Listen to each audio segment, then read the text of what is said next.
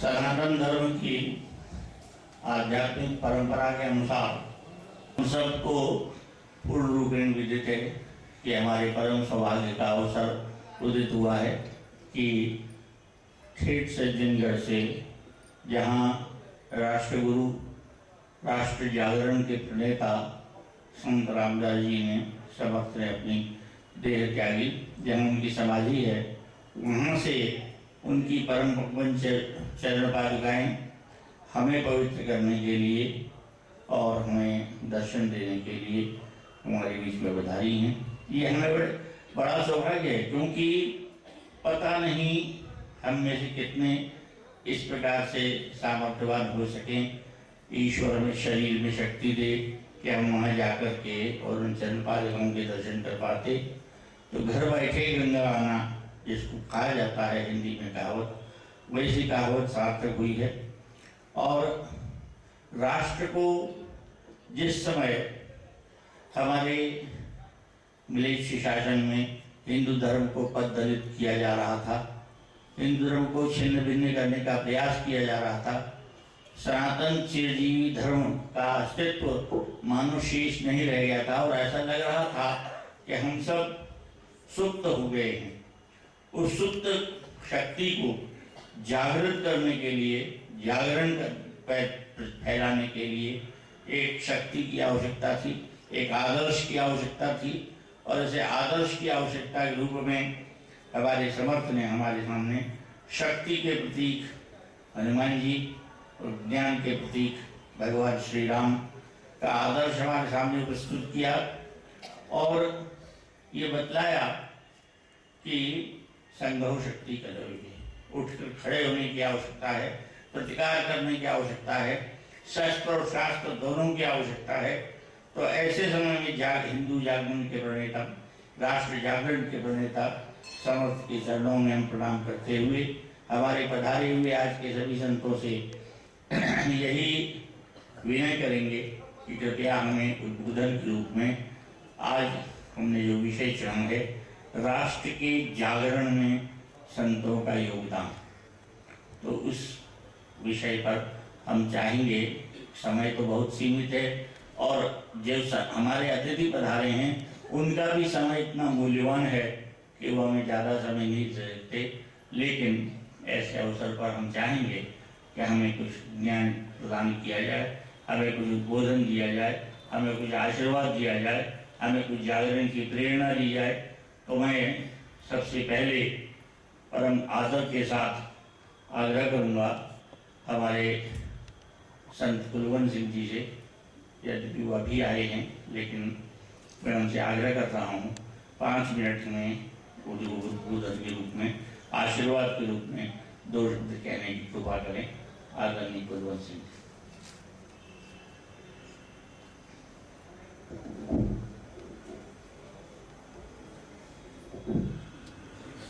एक ओंकार सतनाम करता पुरख निर्भव निर्वैर अकाल मूर्त अजूनी सैभं गुरु प्रसाद।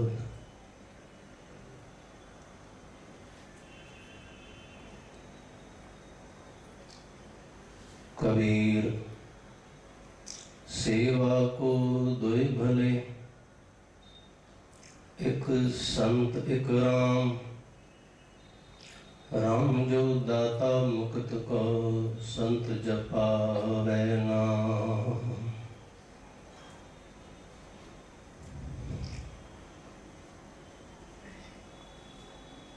परम आदरणीय मान आत्मा, जिनके किए गए उपकारों का धन्यवाद करने के लिए हम सब एकत्र हुए हैं। मेरी मुराद है समर्थ रामदास जी की तरफ। गुरु ग्रंथ साहिब के अंदर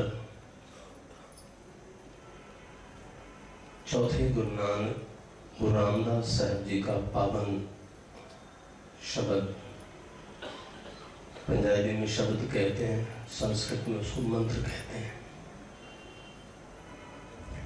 महापुरुषों की महिमा में एक पंक्ति आती है, तिस जन के पग नित पूजिए, मेरी जिंदड़ी ये, जो मार्ग धर्म चले संग्राम।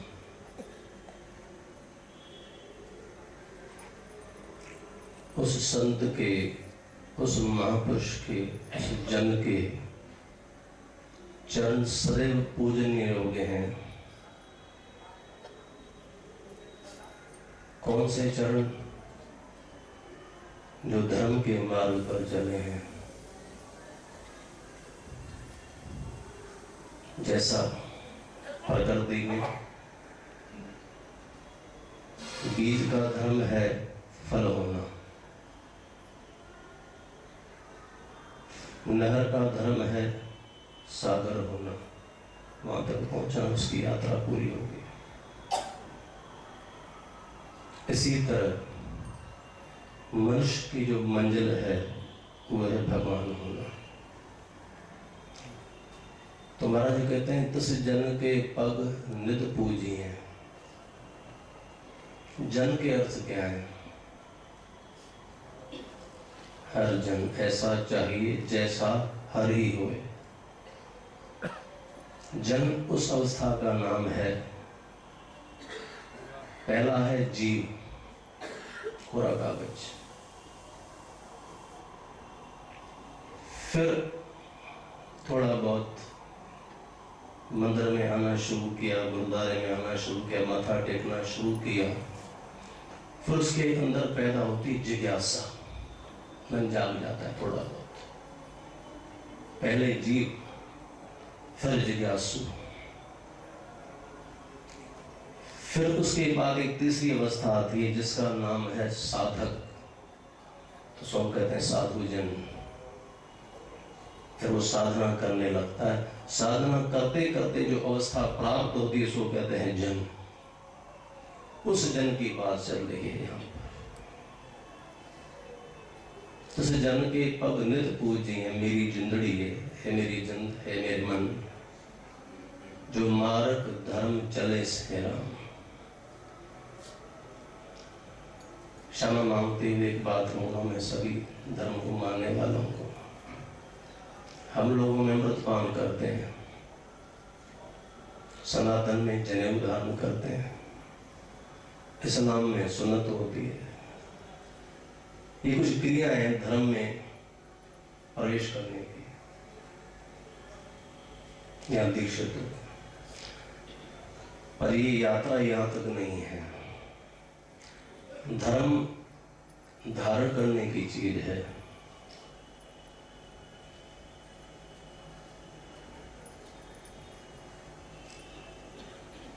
मैं माफी मांगते हुए कहूंगा, कोई व्यक्ति है सुबह घर से चला, उसने मंदिर में मथा टेका, उसकी इस क्रिया से लगता है वो सनातन को मानता है। फिर दुकान की ओर चला, दुकान के पार कोई दरगाह देखी, वहां भी सरा चढ़ा दिया।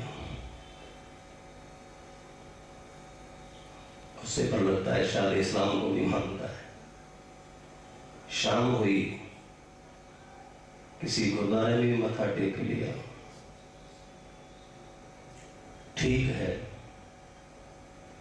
रास्ते सब उसी तरफ जाते हैं।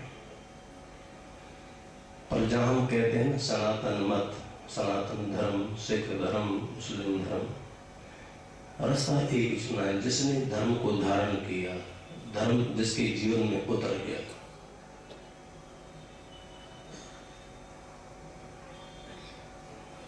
जो मार्ग धर्म चले थे, जिसे क्रिया में धर्म नजर आए, जिसे कर्म में धर्म नजर आए, सिर्फ चिन्हों पे धर्म नहीं है, तो ये उन महापुरुषों की कमाइयां हैं। अब उनकी पादुका पूजी जा रही हैं। बस उसकी वजह क्या है? क्योंकि जो धर्म के मार्ग पर चलते हैं, जो सिमरन करते हैं, जो ईश्वर का आराधना करते हैं, जो भक्ति करते हैं, फिर उनके शरीर के अंदर अमृत पटा बन जाता है और वो अमृत उनके रसना पर यानी जीवा पर, वो अमृत उनके हाथों पर, वो अमृत उनके नेत्रों में, वो अमृत उनके हृदय में, वो अमृत उनके कदमों में, 5 जगहों पर अमृत होता है उनके। और इसीलिए वो शरीर पूजे जाते हैं, उनसे जुड़ी हर चीज पूजी जाती है। माफ करना, हमारी चप्पलें तो बाहर रखी हैं, कोई पैर रख के मारा जाएगा, कोई बखरा जाएगा, कोई उल्टी कर जाएगा, कोई कैसे कर जाएगा, लेकिन महापुरुषों की कहां पड़ी है? क्योंकि इनके कदमों में अमृत था। आपने देखा होगा कई बार आपके पड़ोस में कोई संत महापुरुष आए, 4 पड़ोसी, 4 रिश्तेदार, आस पड़ोस वाले इकट्ठे हो, कहते हैं महाराज जी हमारे घर भी चरण डालो। कोई बच्चा बीमार है, कहते हैं महाराज के सर पे हाथ रखो। किसी का कारोबार नहीं चलता, कहते हैं महाराज मुख से वचन निकालो, आप उसके बरकत पड़े। सब क्या है? उस अमृत की महिमा है जो उनके अंदर बरसता है। तो मैं इतना ही निवेदन करूंगा, ये पादुकाएं इसलिए पूजनीय हैं क्योंकि ये उन जनों की पादुकाएं हैं जो धर्म के मार्ग पर चले हैं, जिन्होंने धर्म पे चलना हमको सिखाया। तो ऐसे जनों के कदम जब तक ये दुनिया है वो पूजे जाएंगे और पूजे जाने चाहिए भी। बस ना कहते माफी चाहूंगा, प्रचन करते कोई अवज्ञा हुई हो तो क्षमा प्रार्थी हूँ। और इसके साथ ही मैं विराम देता हूँ। वाहिगुरु जी का खालसा, वाहिगुरु जी की। बहुत बहुत धन्यवाद संत जी को। उनको के वचन तो संक्षेप में भी हूँ, लेकिन हृदय में धारण करने के योग्य होते हैं। आपने कहा वही बात बहुत पहले हमारे तुलसीदास जी महाराज कह गए, त्रिविध जीव जग वेद बखाने, विषयी साधक सिद्ध सयाने। और यही बात दासबोध में हमारे संत समर्थ रामदास जी कहते हैं, सबसे पहली स्थिति है हम सब की जो बद्ध हैं, माया से आबद्ध हैं, माया के बंधन में बंधे हुए हैं। नित्य प्रति माया के कारण ही पुनरपि जन्मम पुनरपि मरणम पुनरपि जननी जठरे शयनम के चक्र में पड़े हुए हैं। पहली अवस्था है बद्ध। फिर कुछ जानने की इच्छा हुई, इस बंधन से छुटकारा पाने की इच्छा हुई, तो हुआ मुमुक्षु, जिसको मोक्ष की इच्छा जागृत हुई। और इच्छा जागृत हुई तो कुछ करना पड़ेगा, कुछ क्रिया करनी पड़ेगी, तो साधक हुआ और साधक के बाद हुआ सिद्ध। यही बात हमारे सभी धर्मों में, जैसा आपने कहा, सभी धर्मों में यही कहा गया है कि लक्ष्य एक ही है कि जहाँ से आए हो, ईश्वर अंश जीव अविनाशी, ईश्वर के अंश हो, तो जिस अंश से प्रारंभ हुए हो उसी अंशी से मिलना है जाके। यही परम आकांक्षा, यही परम लक्ष्य जीवन का होना चाहिए। और ये केवल मानव जीवन में संभव है, नरदेह के सिवा और कहीं संभव नहीं है। तो मैं अब ऐसा मुझे ज्ञात हुआ है कि हमारे संत रमेश लाल जी को परमादरणीय पूज्य कहीं और भी कार्यक्रम में उपस्थित होना है, और इसलिए उन्होंने अत्यंत कृपा की कि हमारे यहाँ आकर के और हमारे स्थान को पवित्र किया, हम पर कृपा की है। मैं उनसे निवेदन करूँगा, कृपया कुछ क्षण हमें उद्बोधन दें। परमादरणीय संत कृपाल सिंह, संत हमारे रमेश लाल जी महाराज।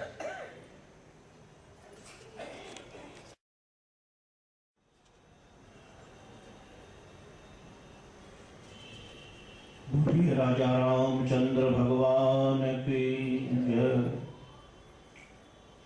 श्री सद्गुरुदेव भगवान की जय। गुरुर्ब्रह्मा गुरुर्विष्णु गुरुर्देवो महेश्वरा, गुरु साक्षात् परब्रह्म तस्मै श्री गुरुवे नमः। वसुदेव सुतं देवं कंसचाणूरमर्दनं देवकी परमानंदं कृष्णं वंदे जगद्गुरुं। भगवान गुरुदेव भगवान कृष्ण एवं परम श्री राम जी महाराज के इस दिव्य प्रांगण धाम आबा महाराज श्री राम मंदिर में आज हम आप सभी इन महान भावों के बीच में समय कम है। मैं सभी महापुरुषों के चरणों में केवल वंदन कर लेता हूँ, संबोधित करने की बजाय तो महापुरुष से ही समझें कि मैं आप सभी के नाम से, परम पूज्य सम्मानीय नाम से संबोधन न करते हुए उनके श्री चरण कमलों में वंदन एवं सब मंदिर के पदाधिकारी एवं महान भाव और पधारे हुए महापुरुष की चरण पादुका लेकर समर्थ स्वामी रामदास जी के शिष्यगण गुरुदेव जन पधारे उनके चरणों में भी मैं नमन करता हूँ। सबसे पहले मैं उसी विषय पर बात करूं जिस कार्य के लिए हम यहाँ पर, जिस उद्देश्य को लेकर यहाँ पधारे हैं। महापुरुष हों या भगवान हो, अवतार हो, कोई न कोई इनकी निशानी अवश्य होती है जिसे शिष्यगण उससे प्रबोध लेते रहते हैं। भगवान श्री कृष्ण जब स्वधाम गमन के लिए पधारे तो भक्त उद्धव जी को अपनी चरण पादुकाएं देकर के कहा, भद्रकाश्रम में जाकर तुम भजन करो। और श्री राम जी जब वन में जाते हैं, जब भरतलाल जी महाराज श्री राम जी के चरणों में उपस्थित होते हैं, तब भी वही पादुकाएं भगवान श्री राम भरतलाल को प्रदान करते हैं। प्रभु करे कृपा पावरी देनी, सागर भरत शीश धर ले। तो भरतलाल को पादुकाएं जब दी गई, भरतलाल बड़े प्रसन्न हो गए। ऐसा सुख मिला कि जैसा श्री राम जी के साथ अयोध्या में रहते थे वही का वही अनुभव होने लगा। मानो पादुका नहीं, उनको तो साक्षात श्री राम और सीता मिल गए पादुका के रूप में। अवधवासी भी साथ में थे, उनको क्या अनुभव हुआ? उनको यह अनुभव हुआ कि हमारी सुरक्षा के लिए दो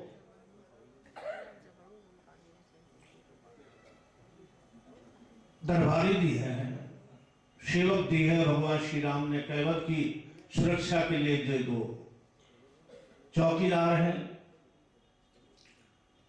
और जनक जी महाराज गुप्त प्रेमी हैं, तो ज्ञानी लेकिन गुप्त प्रेमी हैं। उनको क्या अनुभव हुआ? जनक जी को लगा कि भरत का प्रेम अगाध है, ये एक तिजोरी में सुरक्षित नहीं रह सकता। इसलिए जनक जी महाराज को ऐसा अनुभव हुआ कि भरतलाल के लिए, प्रेम के लिए, सुरक्षित रखने के लिए, प्रेम को वर्धमान करने के लिए, सुरक्षा के लिए दो तिजोरियां दी हैं। और वशिष्ठ जी महाराज जो मंत्र दृष्टा है, उनको लगा कि श्री राम जी ने राम मंत्र की भरतलाल को दीक्षा दी है।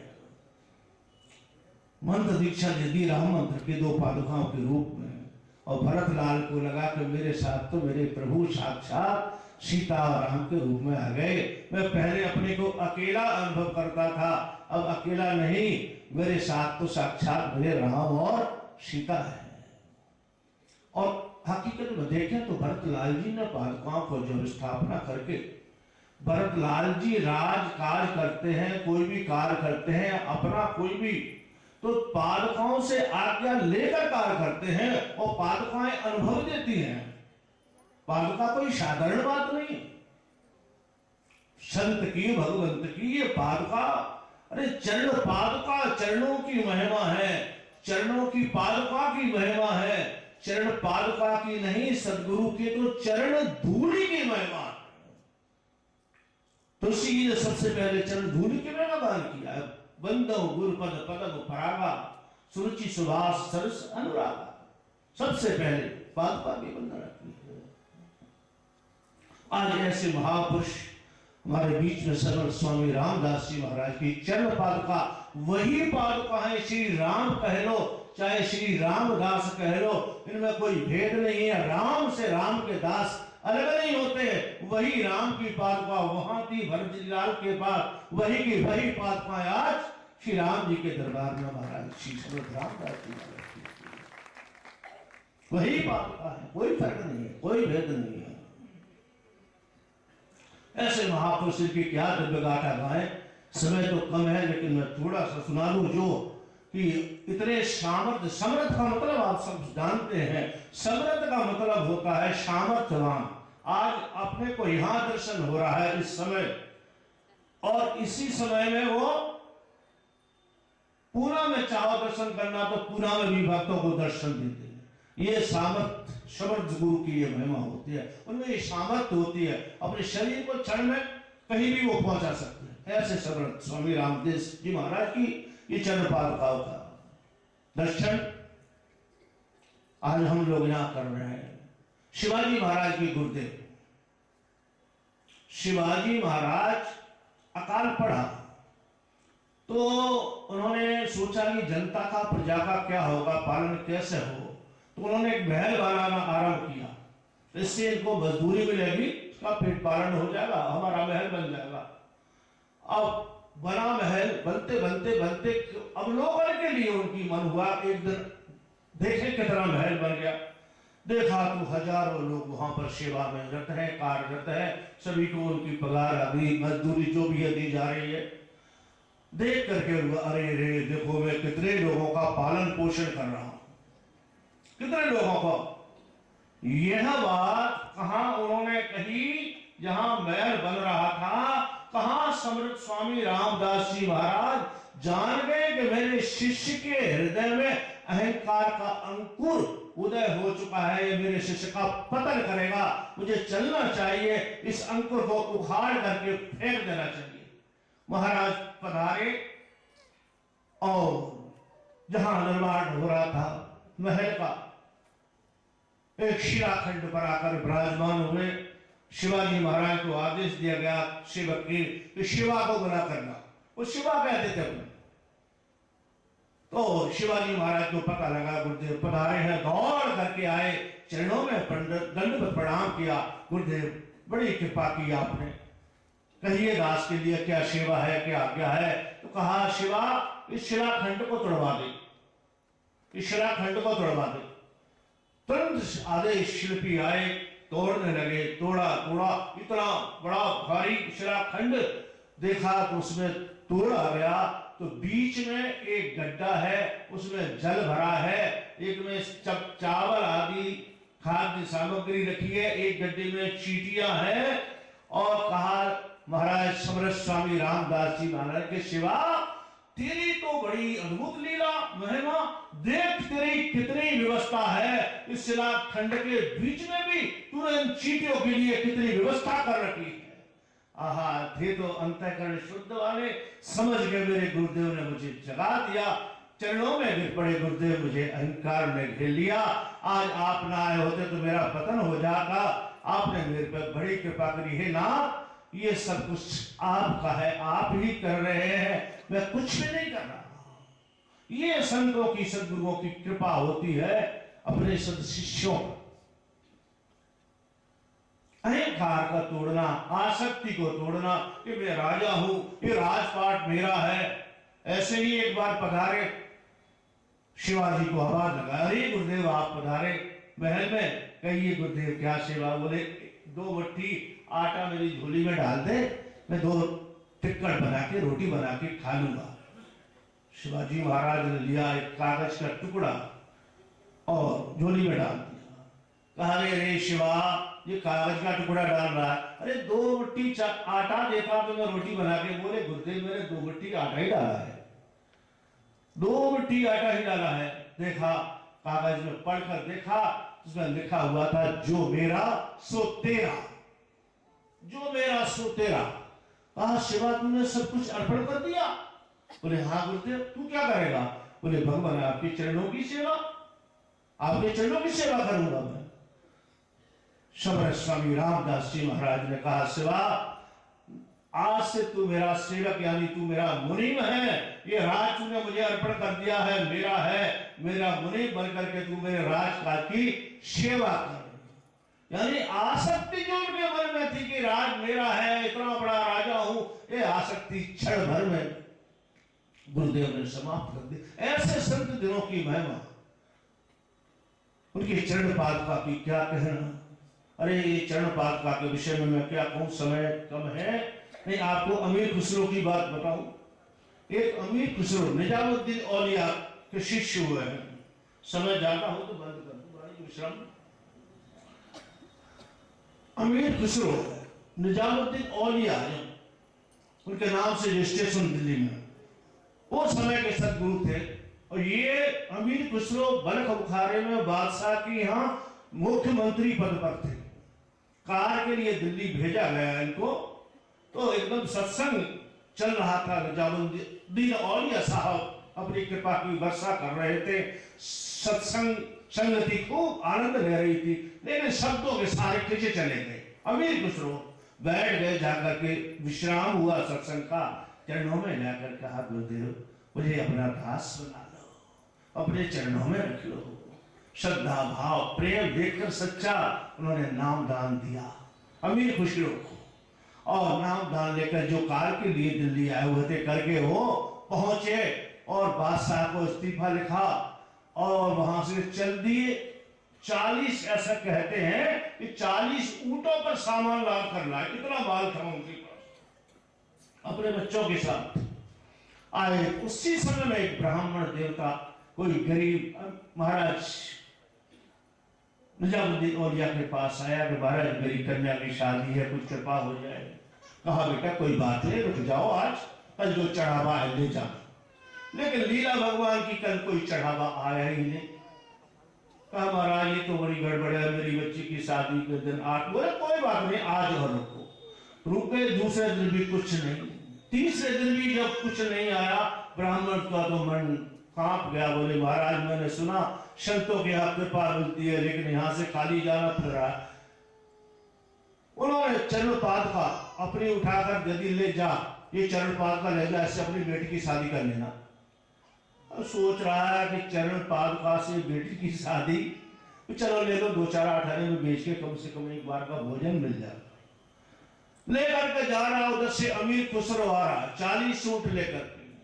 बीच में जैसे सामने से आया, सुगंध आई, खुशबू की। थोड़ी देर गुरुदेव के चरण कमलों में बैठे, उनके चरण कमलों की पादुका की भक्ति की खुशबू सुगंध आई। अब जब वो निकल गया पीछे, वह सुगंध पीछे से आने लगी। जान गए कि इसी के पास मेरे गुरुदेव की कुछ निशानी है। बुलाया है भैया जरा इधर आया, कहो कहां से आ रहे? अरे भैया क्या बताऊं, भाग्य का मारा हूं। निजामुद्दीन औलिया साहब की सुना था कि कृपा हो जाएगी, लेकिन वहां से निराश। ये मुझे पादुका दी है, इससे कहीं बेटी की शादी होती है, तूने बेचेगा? बोले बिक जाए तो इससे अच्छी बात क्या हो सकती है मेरे लिए। तो बोले ला भैया, चरण पादुका ली और अपने सिर माथे से लगाया, हृदय से लगाया और बढ़िया रेशमी कपड़े में बंद करके झोला में रख लिया और कहा भैया ये खाने पीने का जितना सामान बच्चों को दिल्ली भर पहुंचने का लिया, और 39 ऊंट कहते हैं सारी डोरी माल से भरे भराए उनको सौंप दी। कहा ले भैया ले जा, क्षमा चाहता हूं, इसमें मेरे बच्चों के लिए खाने का सामान है, नहीं तो ये भी तुझे दे जाता। जाकर के गुरुदेव के चरणों में पहुंचे, जाकर के पहुंचे, पादुका निकाली झोला में से और माथे से लगाकर गुरुदेव के चरणों में रखा। पूछा अरे खुसरो कितने में क्रय कर लाया? कहां से लाया? बोले गुरुदेव कुछ नहीं। बोले बता बता कितने में खरीद कर लाया? बोले गुरुदेव सारे जीवन में जो कुछ कमाया था सब नौशावर करके दे आया। बोले खुसरो सस्ता बहुत सौदा बहुत सस्ता बनाया, सब कुछ दे करके भी तुझे मिले ये तन विष की बेलड़ी गुरु अमृत की खान, शीश दिए जो गुरु मिले तो भी सस्ता जान, शीश दिए जो गुरु मिले तो भी सस्ता जान। गुरु सदगुरु की वो गुरुजनों की ये महिमा आज हुई, उनकी पादुकाओं का दर्शन कर इतना हर्ष आनंद हुआ, बहुत खुशी प्रसन्नता हुई। संतों के बीच में आशीर्वाद भी मिला बैठने का, आप सभी भक्तों का दर्शन करने का सौभाग्य प्राप्त हुआ। और ज्यादा मैं कुछ नहीं बोलूंगा, महापुरुष बैठे हैं, वाणी को विश्राम देते हुए महापुरुषों के चरणों में प्रणाम करते हुए आप सभी भक्त गणों को भी प्रणाम करते हुए, वैसे मेरा सही 5 बजे से प्रोग्राम दूसरी जगह था, मैंने मना भी किया था, लेकिन भक्त बोले आप 5 मिनट के लिए आना। फिर यहाँ आने के बाद मेरा मन ने कहा नहीं नहीं, संत पधार रहे हैं और बिना संतों के दर्शन के यहाँ से जाना ठीक नहीं है। अब तो संतों का दर्शन करके और उनके वचनामृत दो सुन करके यहाँ से जाएंगे। तो मैं क्षमा चाहूंगा अभी महाराज जी।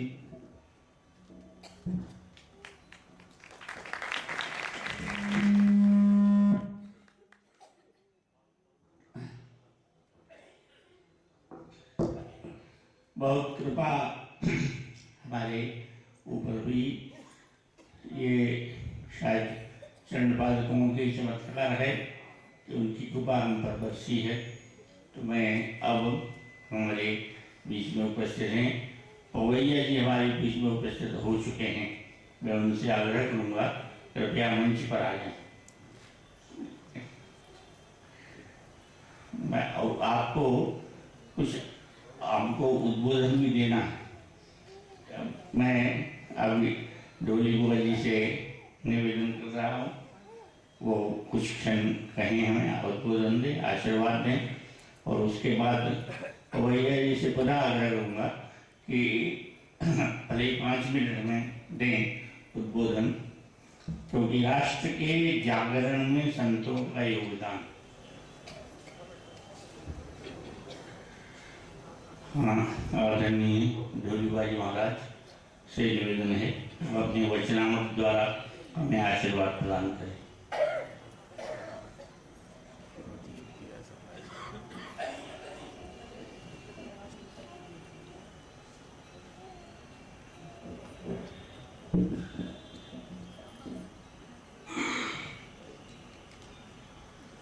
परम पद विजित्यै नैव सद्वंश भूति मतिरपि न वयो वा सद्गुरुस् किं स्त्यहिका इति कथयितुमीश संसदि स्तंभ मध्यात् गुरु गुरु गुरु शब्दं व्याहरं न विरासित। उपस्थित मंचासीन श्रद्धेय संत, उनको प्रणाम करते हुए और जितने भी भक्तजन श्रोता हैं वे भी वंदनीय हैं, उनको प्रणाम करते हुए मुझे उद्बोधन का आदेश मिला है कि उद्बोधन दिया जाए।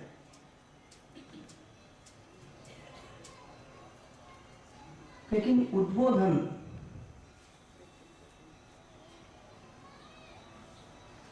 देने के लिए इतनी पात्रता तो चाहिए। आज संत तुकाराम के वो वचन याद आते हैं, उन्होंने अभंग मराठी लिखा है कि कलियुगी संत झाले पै अनंत, त्यात पटाईत 5 जण, देवदूध प्याला वेडा बोलविला, मरुनिया झाला पुष्पे तुळशी,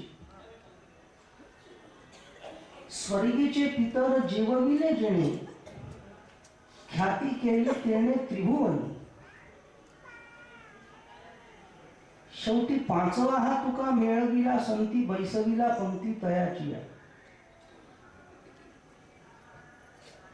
तुकाराम महाराज का कहना ऐसा है कि दुनिया में संत तो बहुत हुए, लेकिन मुख्य संत तो 5 ही हैं, जिसमें उन्होंने काव्य के लक्षणार्थ के द्वारा समझाया कि देव दूध प्याला नाम जिसने भगवान को दूध पिलाया वो संत नामदेव। रेड़ा बोलविला नाम भैंसे के द्वारा वेद बुलवाया, ये संत ज्ञानेश्वर। नंबर 2, मरने के बाद जिनके शरीर का परिणाम हुआ पुष्प और तुलसी, संत कबीर। तीसरा संत। चौथे संत हुए संत एकनाथ। स्वर्गीचे पितर जेवविले जेणे, यानी स्वर्ग में से पितर उतर के आए और उनको भोजन करवाया, वे संत एकनाथ। ऐसे आधिकारिक संतों के बीच में तुकाराम कहाँ लगते हैं? लेकिन तुकाराम की विनम्रता, नम्रता देखो। वे कहते हैं कि 5वां हा तुका मेळविला संती।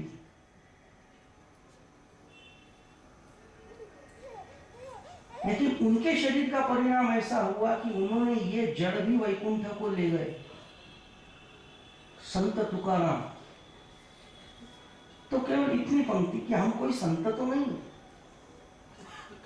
लेकिन आज संत सम्मेलन में हमको याद किया गया, ऐसा निवेदन आया कि आज संत सम्मेलन है इसलिए आपको आना है।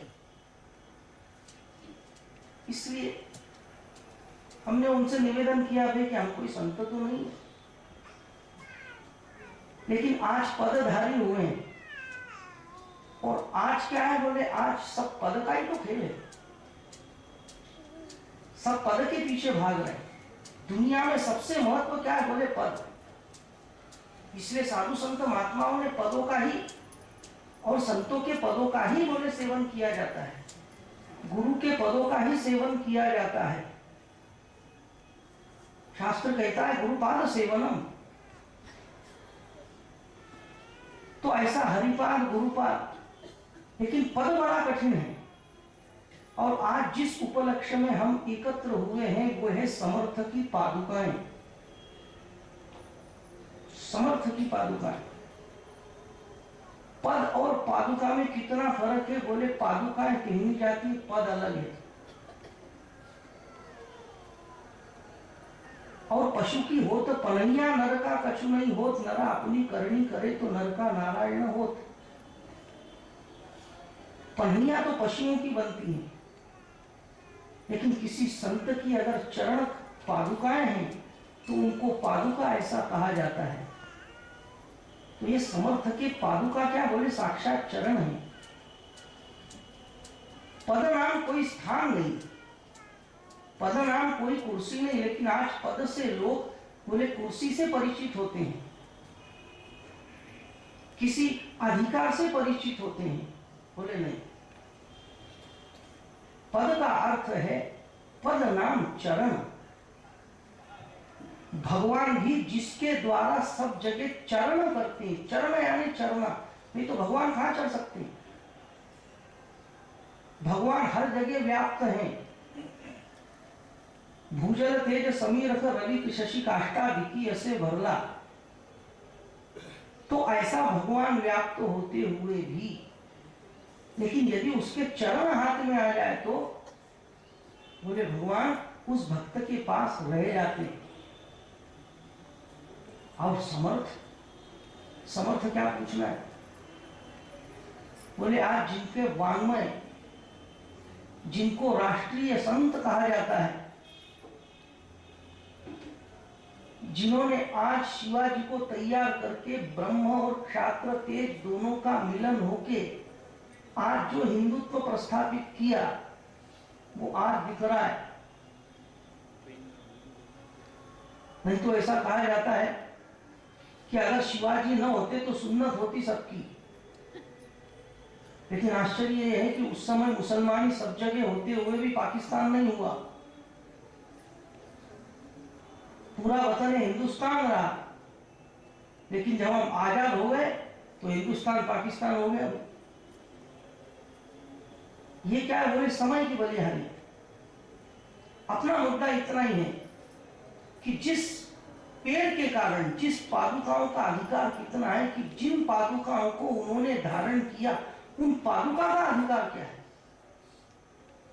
उस पादुका का कोई दर्शन करे, सेवन करे, पूजन करे तो उसको अपना परम पद प्राप्त हो सकता है।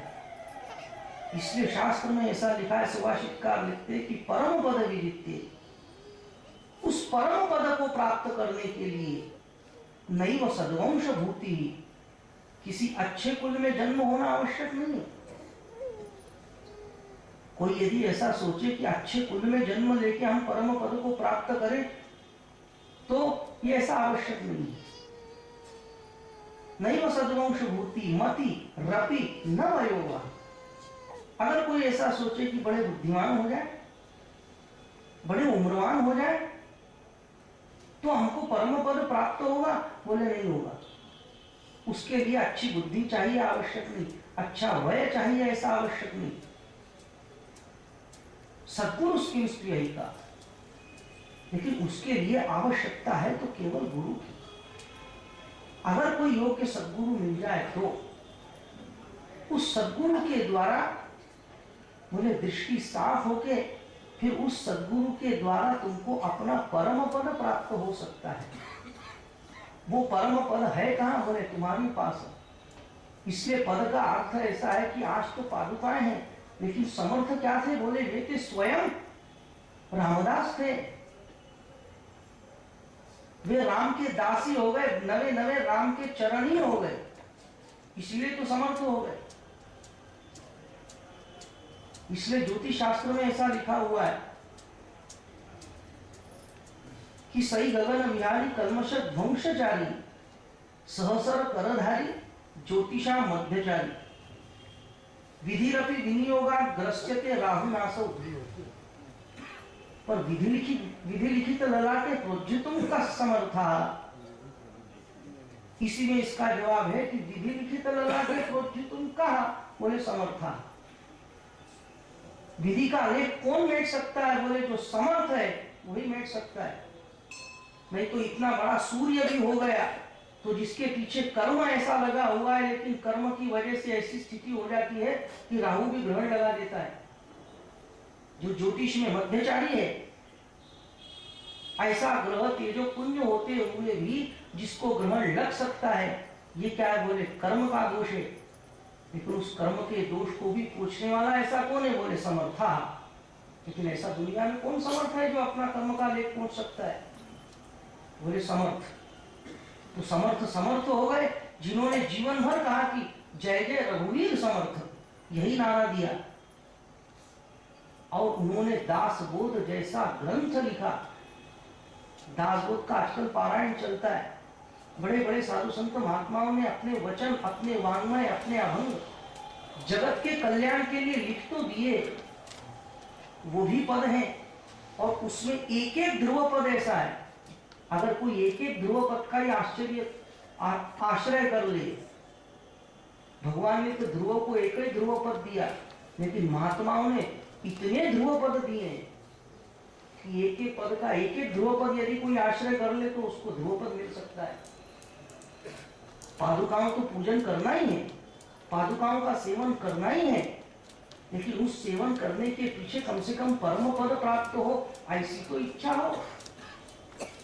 इस इच्छा के द्वारा ऐसा कार्य यदि हो, उस पूजन में कैसा भाव होना चाहिए। केवल पूजन करते समय ऐसा नहीं कि चढ़ावा चढ़ा दो तो ही पादुकाओं का पूजन हो गया, नहीं। जो अच्छा चढ़ावा चढ़ाएगा क्या वो सबसे बड़ा है हो जाएगा, बोले ऐसा नहीं। अरे पादुकाओं का सेवन करते समय तुम्हारे अंदर जो भाव है, वहां भाव क्या है, बोले वही तो होना चाहिए। इसलिए समर्थ जी ने दासबोध ये ग्रंथ लिखा और उस ग्रंथ का नाम ही दासबोध लिखा। अगर जिसको दासबोध समझ में आ जाएगा तो दासबोध पढ़ने की आवश्यकता क्या है। लेकिन दास को ही बोध हो सकता है, जो दास है उसको बोध है, अथवा जो दास है बोध उसका दास है। इसलिए दासबोध। इतनी समर्थ ने अपनी निरंकारता भगवान के सामने रखते हुए हमेशा जय जय रघुवीर समर्थ, ऐसे समर्थ की पादुकाएं। आज हम सौभाग्यशाली हैं कि आज अपने नगर में ऐसी पादुकाएं जिन्होंने लाई, उन्होंने कितने कष्ट किए कि ऐसे कष्टों से भक्तजनों के घर घर उनकी पादुकाएं ले जाना। एक बार भगवान की पादुकाएं वंदन करो न करो, लेकिन महात्माओं की पादुका क्या पूछना है, भगवान स्वयं उनकी चरण वंदना करते। अभी परसों संत ज्ञानेश्वर महाराज का उत्सव चल रहा है। कैसे संत थे बोले क्या पूछना है। कल उनका समाधि दिन हुआ तो जिनका साक्षात वंदन स्वयं भगवान पंढरीनाथ ने किया और उनको अपने हाथ से समाधिस्थ किया, तो ऐसे संत इस भारत भूमि में हुए। ऐसे संतों की चरण पादुकाएं आज अपने को दर्शन के लिए मिली, दर्शन का लाभ मिला। और ऐसे परोपकारी जो लोग हैं, जो इतनी बड़ी यात्रा और इतना बड़ा कष्ट सहन करके यहाँ तक आए, उनके भी यदि चरण वंदन किए जाए तो कोई, क्योंकि समर्थ तक पहुंचना तो बहुत बड़ी बात है, लेकिन सबसे पहले उनके चरण यदि वंदित हो जाए तो समर्थ के चरण तो अपने आप वंदित हो जाए। इसलिए जिन्होंने ये आयोजन किया उनको भी बड़ा धन्यवाद है और आभार है, लेकिन उद्बोधन हम दे नहीं सकते। लेकिन संत की महिमा एक मुख से वर्णन भी नहीं कर सकते इस थोड़े समय में, क्योंकि थोड़ा है और थोड़े की जरूरत है। इसलिए इन्हीं वाणी के साथ जो वहां से समर्थ के यहाँ से और उनके घराने से जो पुरुष आए हुए हैं, उनको वर्णन करते हुए और उनका आभार मानते हुए अपनी वाणी को विराम देते हैं। जय जय रघुवीर समर्थ।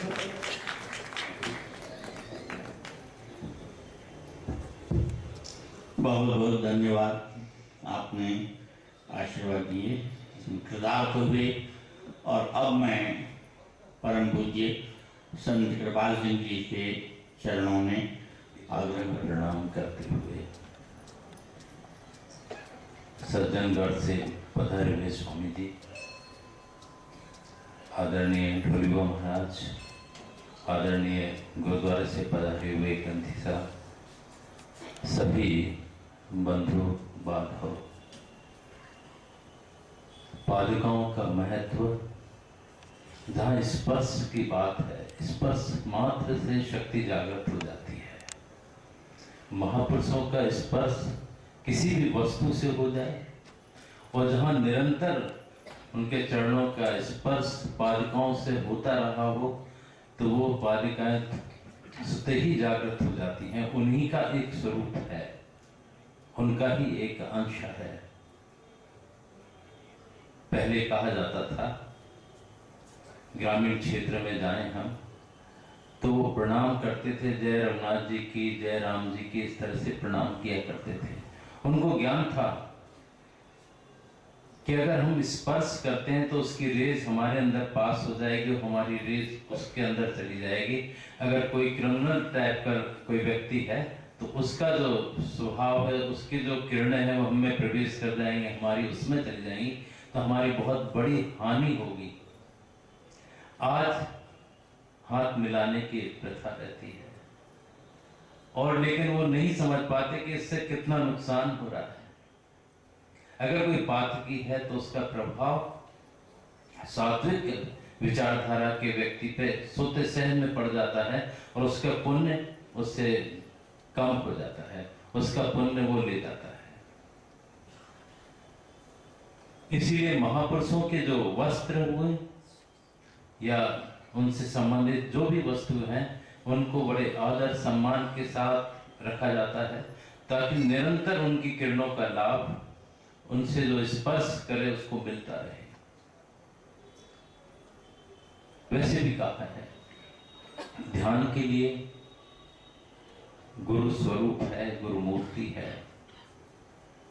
पूजन के लिए गुरु के चरण हैं और मंत्र गुरु वाक्य है। अगर उनके मुखारबिंद से कुछ भी निकल गया तो वो मंत्र का काम करता है। ये आवश्यक नहीं होता। शास्त्रोक्त कोई संस्कृत का कोई मंत्र हो, अगर उन्होंने राम कह दिया तो वो मंत्र हो गया। किसी भी शब्द को उन्होंने उच्चारित कर दिया, कह दिया इसको भजो, इसका जाप करो, तो उसके अंदर शक्ति का संचार हो जाता है। और मोक्ष तो उनकी कृपा है, उसके साथ साथ उनकी कृपा हमें प्राप्त होती है। तो जहां ऐसे महापुरुष की पादुकाओं का हम लोगों का भी सौभाग्य है कि उनके पादुकाओं का स्पर्श करने का अवसर मिला, तो निश्चित तौर पर कुछ न कुछ पुण्य जागृत हुआ है और हम सबको कुछ न कुछ लाभ उनकी कृपा का मिलेगा। संत कहने मात्र के नहीं होते, संत एक विशेष स्थिति की प्राप्त करने के बाद वो स्थिति प्राप्त होती है जो संत कहलाते हैं। उन महापुरुषों ने अपने आप को साध कर, साधन रत होकर के, साधना मतलब है अपनी इंद्रियों को, बहिर्मुखता को, सबको साध करके अंतर्मुखी मोड़ लेना और साधना में लग जाना, ध्यान में लग जाना और उस परमात्मा की आराधना में लग जाना। ऐसे महापुरुष ही सच्चे साधक होते हैं। वो कहा भी है, संत संत सभी बड़े, अपने अपने ठौर, आत्मदर्शी भी है और चाओर सरमोट। जिसने अपने आप को जान लिया, सबसे बड़ा एक प्रश्न हम सबके अंदर उठ जाता है कि मैं कौन हूं, कहां से आया हूं, कहां जाऊंगा। हमें अपना नहीं पता, हम लगे हुए हैं सभी लोग, लेकिन सच्चे महापुरुषों को सब कुछ ज्ञान है और जब उनकी शरण में जाते हैं तो वो कृपा करके उस ज्ञान को हम सबको बख्शिश में देते हैं और समझाते हैं कि वास्तविकता क्या है। ऐसे महापुरुषों के पादुकाओं, उनके स्पर्श से लाभान्वित होने का अवसर आज सभी लोगों को मिला है। निश्चित तौर पर ग्वालियर का भी एक सौभाग्य है कि आज के दिन पादुकाओं का यहाँ आगमन हुआ और ग्वालियर के ऊपर उनकी एक अप्रत्यक्ष रूप से कृपा का ही स्वरूप है और निश्चित तौर पर उन्होंने कृपा की है। जहां भी हम सभी लोग किसी भी क्षेत्र में चलते हैं, जैसा कि विषय बताया था अभी, अगर हमें चलना है, अगर उस क्षेत्र का हमें ज्ञान हो जाता है और उसके साथ अहंकार हो जाता है तो हमारा वो ज्ञान व्यर्थ हो जाता है, निरर्थक हो जाता है। ज्ञान होने के बाद भी अगर हम अज्ञानी हैं, बोध रहित हैं, अपने को समझते हैं और अपने को दास भाव अपने अंदर प्रबल है, तो वो ज्ञान सार्थक हो जाता है। तो उस चेतना को स्थिर रखने के लिए, ताकि ईश्वर की कृपा के हम पात्र बने रहें, अभी आदरणीय संत रमेश जी महाराज ने जो एक दृष्टांत बताया छत्रपति शिवाजी का। छत्रपति शिवाजी भक्त थे समर्थ गुरु रामदास जी महाराज के, और उनको आगाह कराया कि अगर अहंकार आ गया तो ये निश्चित तौर पे कृपा से वंचित हो जाएगा। उस समय चेताया और वो घटना जो घटित हुई उससे चेत करके फिर उनको अपनी गलती का एहसास हुआ और फिर विनम्रता आई और अपने अहंकार को समूल नष्ट किया, उनके चरणों में समर्पित हो गए। जहां अहंकार है वहां जीव और ईश्वर में एक आवरण पैदा हो जाता है, उसकी कृपा से हम वंचित हो जाते हैं। और जहां अहंकार खत्म है और हम बालक सम है, वहां उनकी कृपा के पात्र बन जाते हैं। जैसे छोटा बालक होता है, वो कैसी भी स्थिति पैदा करे सब उसको प्रेम करते हैं, और कोई भी बल्कि बड़ों की वो पिटाई भी कर देता है, गोदी में खेल रहा हो, हाथ पैर चलते हैं, पिटाई हो जाती है, या और भी स्थितियां वो कुछ भी कर दे, लेकिन हम उसको फेंकते नहीं है, मारते नहीं है, हमें मालूम है ये अबोध है। तो हम सबको भी महापुरुषों की कृपा के लिए अबोध बनने की आवश्यकता रहती है। ईश्वर की कृपा के लिए अबोध बनने की आवश्यकता रहती है। जितने हम छोटे होंगे उतना सबका स्नेह, सबका प्रेम, सबकी कृपा के हम पात्र बने रहेंगे। और जब सबकी कृपा के पात्र बने रहेंगे तो निश्चित है कि हम किसी भी क्षेत्र में जाना चाहें, किसी भी लक्ष्य को लेकर के चलना चाहें, तो अप्रत्यक्ष रूप से उसकी कृपा का हाथ रहेगा और हम कामयाबी हासिल करेंगे, अपने लक्ष्य को निश्चित तौर पर प्राप्त कर सकते हैं। क्योंकि ऐसे महापुरुषों के सानिध्य की आज भी आवश्यकता है और कहीं कमी नहीं है। भगवान कृष्ण का एक वाक्य ध्यान आता है। एक बार नारद जी ने भगवान कृष्ण से पूछा कि मां यशोदा जब आपको बांध रही थी तो 2 अंगुल रस्सी छोटी क्यों पड़ गई? भगवान कृष्ण ने कहा, 1 अंगुल जीव की तीव्र जिज्ञासा या इच्छा, दूसरा अंगुल मेरा अनुग्रह, तो डिस्टेंस समाप्त। मां यशोदा जब बांध रही थी तो उनके अंदर वात्सल्य भाव प्रधान था। अंदर से उनको बड़ी वेदना हो रही थी कि मैं इसको बांध रही हूं रस्सी से, कोमल हाथ में लग रही होगी, इसको कष्ट हो रहा होगा। अंदर से उनकी इच्छा नहीं थी, गोपियों को दिखाने के लिए सजा दे रही थी। तो जब अंदर से इच्छा नहीं थी तो वो डिस्टेंस बना रहा। तो जब अंदर से हम खाली होते हैं, अंदर से ईश्वर की कृपा की जिज्ञासा होती है, तो निश्चित तौर पर वो दूरी समाप्त हो जाती है, उसकी कृपा के हम पात्र बन जाते हैं। हमें भी चाहिए सभी लोगों को कि जो समय हमें मिला है, जिस मठ पर आज यहाँ आने का अवसर मिला, इसके कई बार 2-4 बार आने का अवसर मिला है यहाँ, और यहाँ के बारे में जो सुना वो निश्चित तौर पर एक प्रेरणादायक स्थान है, महापुरुषों का स्थान है। डोलियो महाराज के यहाँ भी कई बार जाना रहा है और आप लोगों का भी बिल्कुल आत्मीय संबंध है हम लोगों का, और निरंतर सबकी कृपा मिलती रहती है। ये भी उसकी कृपा है कि ऐसा उसने बना दिया कि सबकी कृपा ग्रहण हो जाती है या उसकी कृपा सबकी मिल जाती है। हमारे जीवन यहाँ युवा भी हैं, वृद्ध भी हैं, सबको हमारी जो नाड़ियां हैं यही सब आध्यात्मिक रास्ता तय कराती हैं। सारा खेल इन्हीं का है, लेकिन समय के अनुसार हम अपनी ऊर्जा को सही दिशा में लगा लें, सही तरीके से चल लें, तो उसका हम लाभ उठा सकते हैं। वरना समय निकल जाता है और हम खाली के खाली रह जाते हैं। कुछ पंक्तियां याद आती हैं, जीवन खत्म हुआ तो जीने का ढंग आया, क्षमा बुझ चली तो महफिल में रंग आया। गाड़ी निकल गई, आई रूपी गाड़ी, गाड़ी निकल गई तो घर से चला मुसाफिर, मायूस हाथ मलता बेरंग लौट आया। मन की मशीनरी ने जब ठीक चलना सीखा, बूढ़े तन के हर पुर्जे में जंग आया। और फुर्सत के वक्त में ना सुमिरन को वक्त मांगा, उस वक्त मांगा जब वक्त तंग आया। तो हम सबको चाहिए कि समय की कीमत समझें, महापुरुषों की कृपा के पात्र सदैव बने रहें। आज वो अवसर हमें भी मिला है, आप सबको मिला है। उनकी महानता का, उनकी कृपा का कभी भी गुरु तत्व जो है, अपन सोचते हैं कि शरीर गया तो सब गया, ऐसा नहीं है। गुरु तत्व नित्य है, शाश्वत है, वो सदैव मौजूद रहता है, वो हर जगह रहता है। उसकी कृपा अनंत है और निरंतर बहती रहती है। वो कृपा पात्र उसको ग्रहण कर लेता है, और जो पात्र नहीं है इसके पास, उसकी बात अलग है। तो गुरु तत्व की कृपा से ही सारे काम बनते हैं। हर क्षेत्र में उनकी कृपा की आवश्यकता रहती है। यहाँ सभी आयोजकों को, मठ के सभी पदाधिकारियों को हमारी ओर से बहुत बहुत बधाई कहा जाए, धन्यवाद कहा जाए।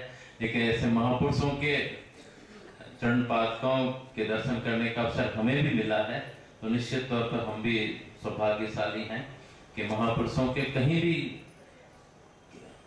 जाने का अवसर मिले तो वो रहा नहीं जाता, वो मना नहीं की जाती। चाहे इतनी व्यस्तता हो, कोई भी कार्यक्रम हो, तो खास करके वो लगता है कि कोई ईश्वरीय प्रेरणा से कार्यक्रम आया है तो उसमें जरूर जाना चाहिए। उन्हें सबको बहुत बहुत बधाई।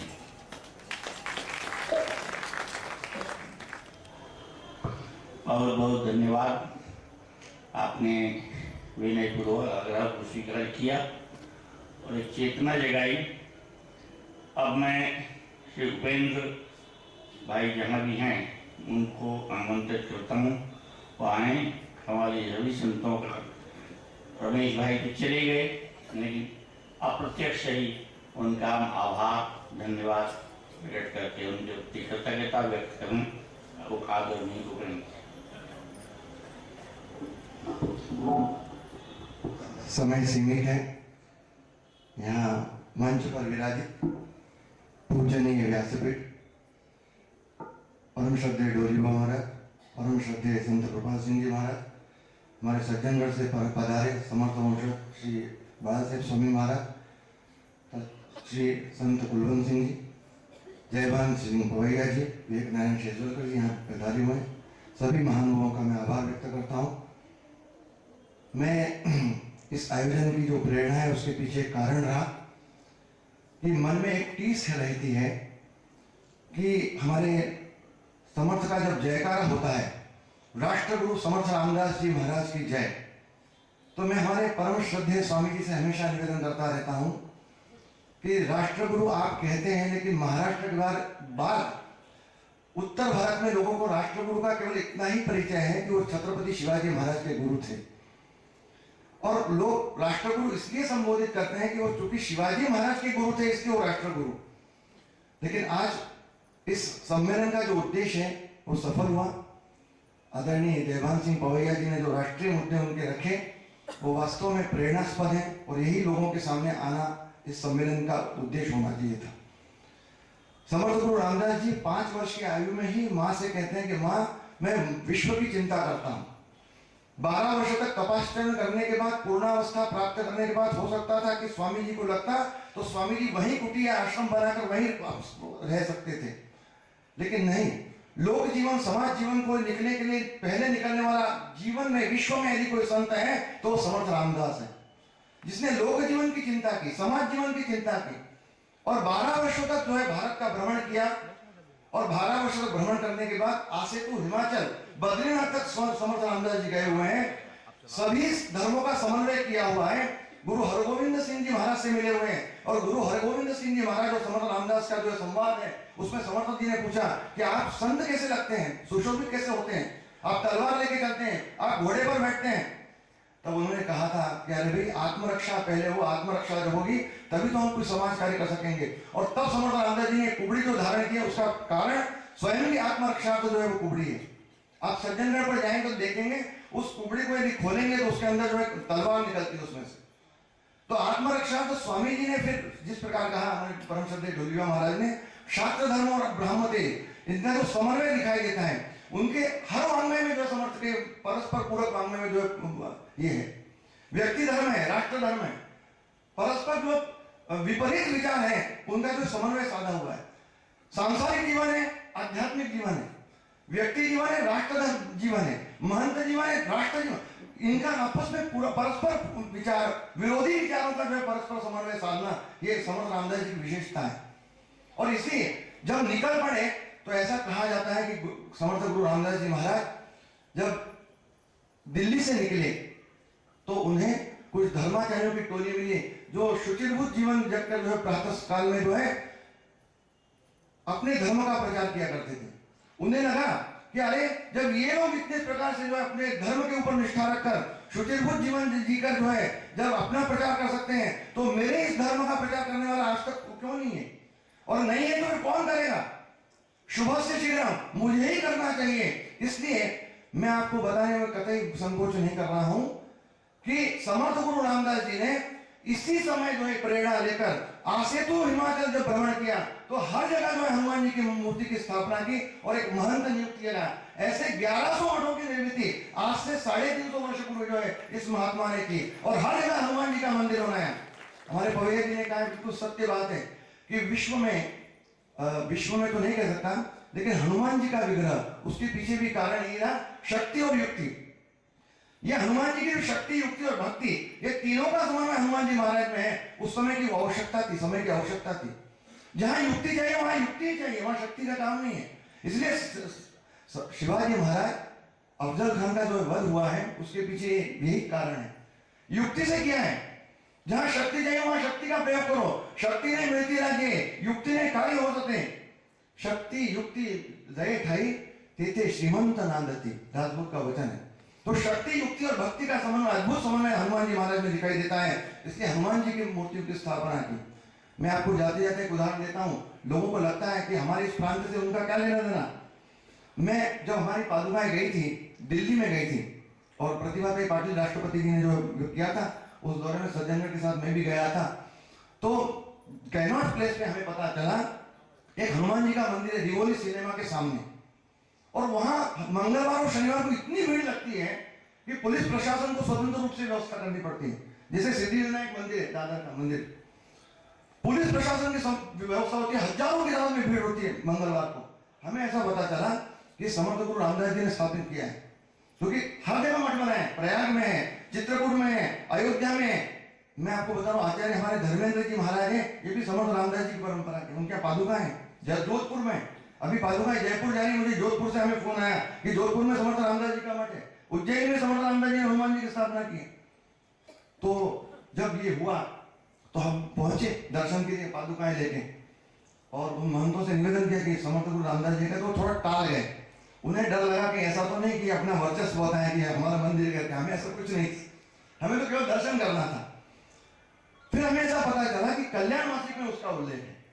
हमने परम श्रद्धेय हमारे दुबे जी से कहा कि आप इसका शोध लीजिए, और कल्याण मासिक से आपने शोध लेने के बाद हमें फोन किया कि आपने कहा बिल्कुल सत्य है कि रिवोली सिनेमा में दिल्ली के बीच में, मतलब औरंगजेब के समय में कुतुबशाही है, निजामशाही है और औरंगजेब है, इतना सब होते हुए वहां हनुमान जी के मंदिर की स्थापना औरंगजेब के सामने दिल्ली के तख्त पे।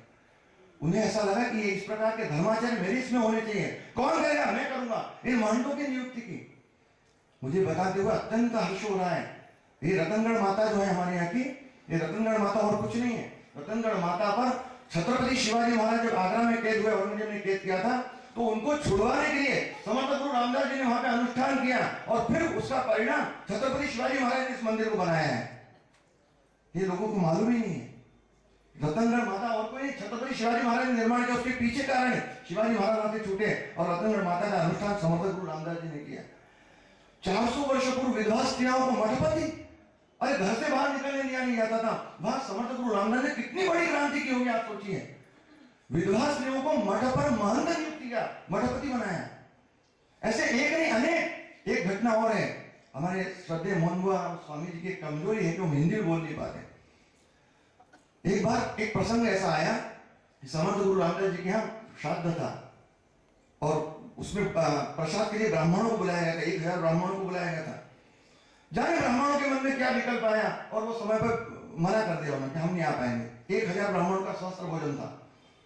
समर्थ गुरु रामदास जी ने दलितों को बुलाया 1000 लोगों को, और 1000 पति पत्नियों को बुलाकर उनको साष्टांग दंडवत किया, गले में माला डाली, उनका जो सम्मान करना था वो किया, और साष्टांग दंडवत करना कि आप भूदे में साक्षात, क्यों विश्व की सारे विश्व की घर माझे घर, ज्ञानेश्वर जी ने कहा है।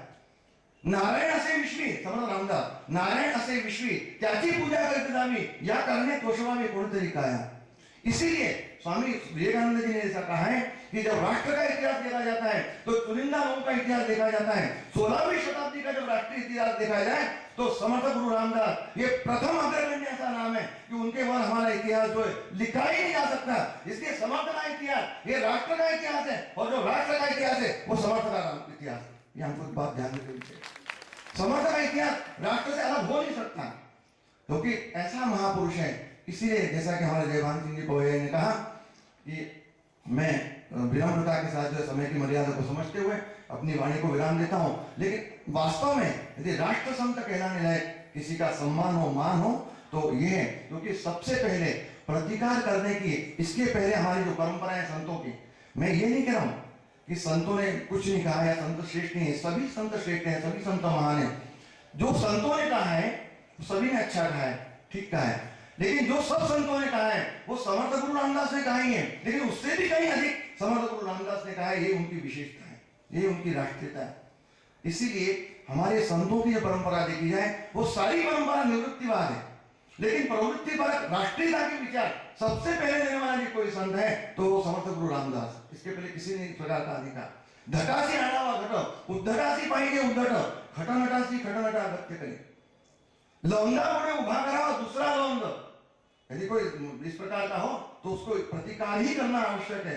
देशद्रोही तितुके कुत्ते, दासबोध में अध्यात्म का ग्रंथ, देशद्रोही तितुके कुत्ते मारो ने डाला में भक्ते।